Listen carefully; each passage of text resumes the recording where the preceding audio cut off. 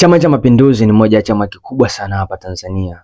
Ni chama ambacho kina historia kubwa, ni chama naweza kusema kwamba ni chama ambacho tunajinasibu kwamba ni chama ambacho kimepelekea uhuru wa nchi ya Tanzania. Na nikurudishe nyuma kwamba chama hiki kina historia kubwa ya kupita kwa kishindo. Mwaka 2020 tuliona namna ambavyo chama hiki cha Mapinduzi kilishinda kwa 90%. Kikishika bunge lote la Jamhuri ya Muungano wa Tanzania, wabunge wachache sana wakiwa upinzani. Tunaona kwamba kupitia Chama cha Demokrasia na Maendeleo, mbunge mmoja tu ndio alikuwa mbunge wa kuchaguliwa, wabunge wengine walikuwa wabunge wa viti maalum. Naitwa Said Ramadhani. Hii ni The Walking Bridge na hii ni episode ya 9 ya Uchaguzi Unleashed. Katika episode ya 8, mtazamaji, nilikueleza namna ambavyo chama cha TANU mwaka 1960 kilivyoshinda uchaguzi kwa kishindo wakati huo, katika kupambania kupata baraza la sheria, ambapo chama hiki wagombea wengi ambao waligombea kupitia chama cha TANU walishinda bila kupingwa, na ulitokea tu mgombea mmoja tu ambaye alikuwa mgombea binafsi. Tumeona kwamba nchi hii imewahi kuwa na mgombea binafsi, ndugu mtazamaji, mwaka 1960. Mtu alikuwa ambaye hataki kuwa na chama chochote alikuwa anaweza kugombea bila kuwa na chama. Baada ya kupata uhuru mwaka 1961 Disemba 9, tuliendelea kujiendesha. Nchi ya Tanganyika iliendelea kujiendesha vile ambavyo ilikuwa inajitazamia kuendelea kujiendeleza watu wake. Mwalimu Nyerere anasema shabaha ya awali ya Tanzania ilikuwa kuhakikisha kwamba kunakuwa na utawala. Hakukuwa na shabaha kubwa sana kuweza kuleta maendeleo ya kiuchumi. Maendeleo makubwa yalikuwa yakitafutwa yalikuwa maendeleo ya kisiasa. Tambua kuwa wakati wa koloni kulikuwa na ubaguzi mkubwa sana. Hata katika uchaguzi watu walikuwa wanachaguana kwa kubaguana. Katika episode ya 8 ninaelezea kuhusu sheria ya kura tatu. Si kitu ambacho nataka kuzungumzia siku hii ya leo, lakini siku hii ya leo nataka kueleza namna ambavyo Mwalimu Julius Kambarage Nyerere alikuwa anachukia demokrasia isiyokuwa na ushindani. Baba wa taifa hili la Tanzania hakupenda kabisa kuona kwamba nchi yetu inakuwa na serikali isiyokuwa na ushindani, serikali isiyokuwa na watu ambao wamechaguliwa kwa hakika na wananchi. Kama nilivyosema kwamba chama hiki cha CCM kimekuwa na historia ya kushinda kwa kishindo, na wakati mwingine watu wanaoshinda wanashinda bila kupingwa. Sasa kushinda bila kupingwa maana yake nini? Kutokana na uwepo wa vyama vingi vya siasa, wakati mwingine vyama vingine vinaweza kushindwa kuweka wagombea, na vyama vinavyoshindwa kuweka wagombea ina maana chama ambacho kimeweka mgombea wake anapita bila kupingwa. Sasa mgombea anayepita bila kupingwa na maana hajapigiwa kura na mtu yoyote, ni kwamba tu amekosa ushindani. Sasa namna hii huua demokrasia.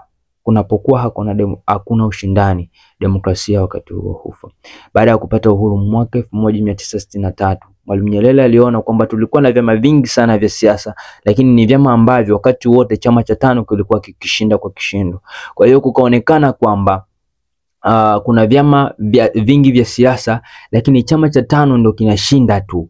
Kwa hiyo ikawa kama vile kuna vyama vingi vya siasa lakini kuna serikali ya chama kimoja, kwamba tuna vyama vingi lakini viko katika makaratasi, lakini kivitendo hakuna serikali ya vyama vingi. Kupitia kitabu cha Uongozi na Utawala wa Mwalimu Julius Kambarage Nyerere kilichoandikwa na Pius Msekwa, moja ya mapinduzi makubwa yaliyofanyika wakati huo ilikuwa kuwapa wananchi nafasi ya kuchagua katika uchaguzi.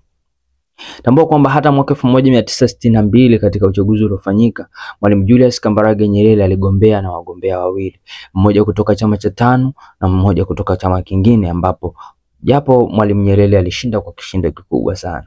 Kama tulivyosema, chama hiki kina historia nzito ya kushinda.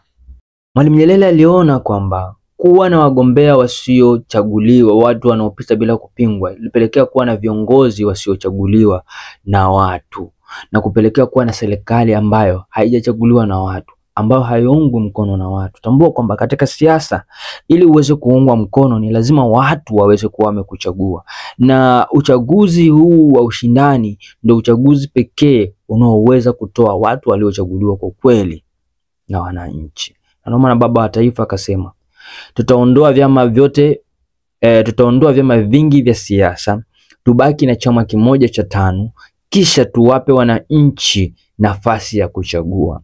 Kwamba katika chama cha tano katika majimbo yote lazima kutakuwa na wagombea hawa wawili.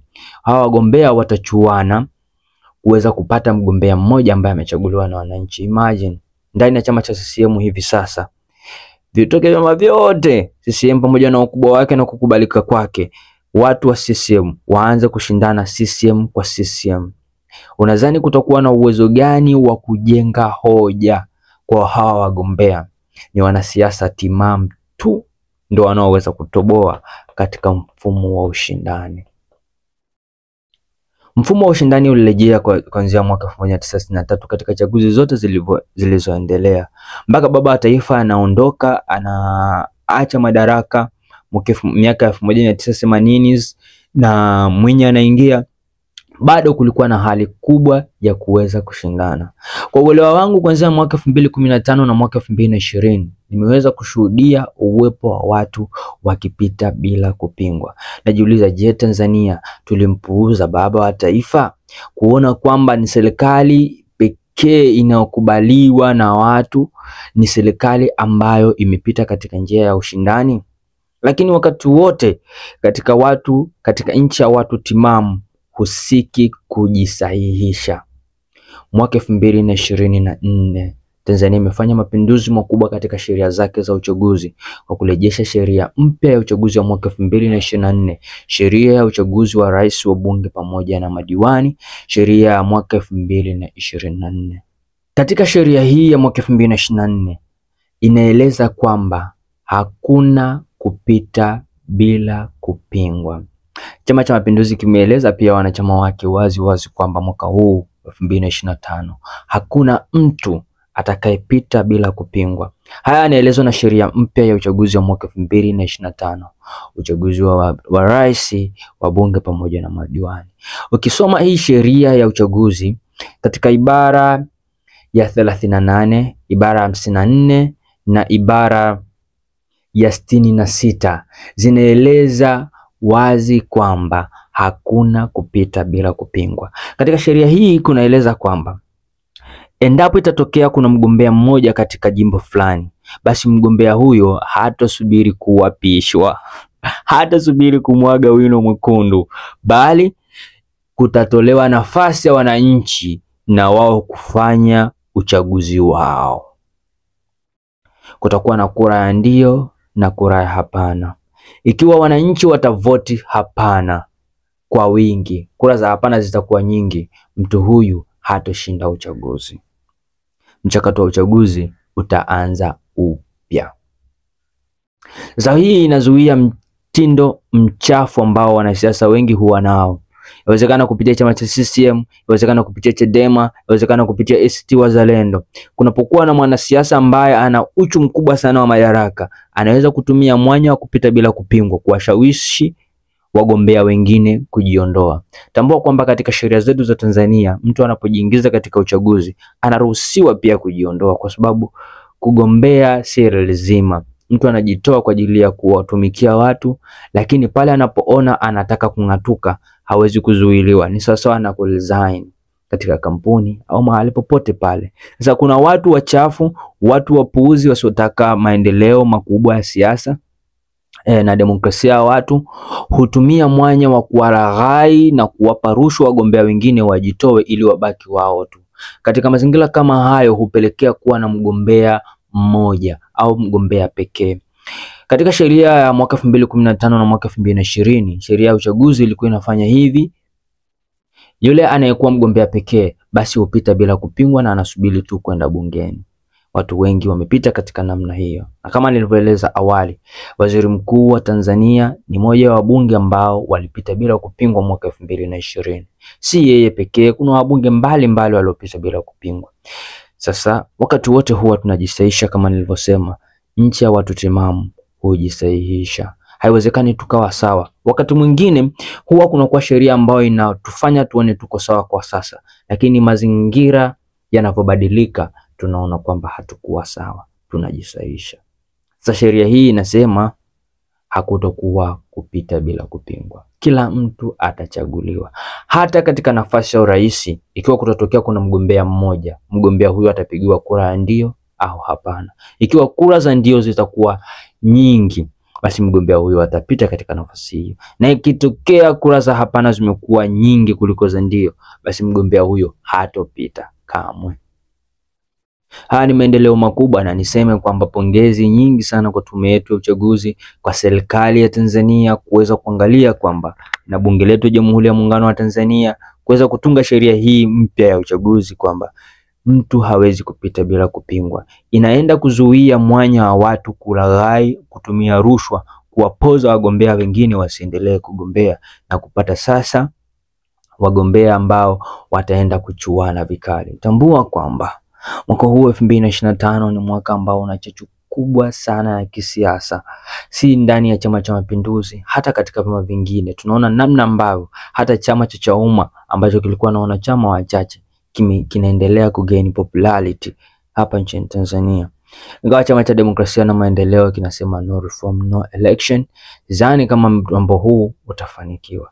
Nchi ya Tanzania inajikomiti sasa kuendelea kutekeleza sheria, kuweka sheria timamu kwa ajili ya wananchi. Na kwa hakika hatua hii ya kutoweka mgombea anayepita bila kupingwa itasaidia sana kupata watu wanaochaguliwa na watu, na adhima ya Mheshimiwa Rais Samia Suluhu Hassan itasaidia pia kupush kupata serikali ya watu.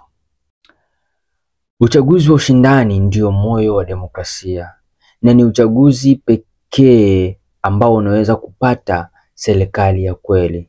Katika uchaguzi wa ushindani huwapa wananchi nafasi ya kuweza kuchagua viongozi wanaowataka na viongozi ambao wanawatumainia.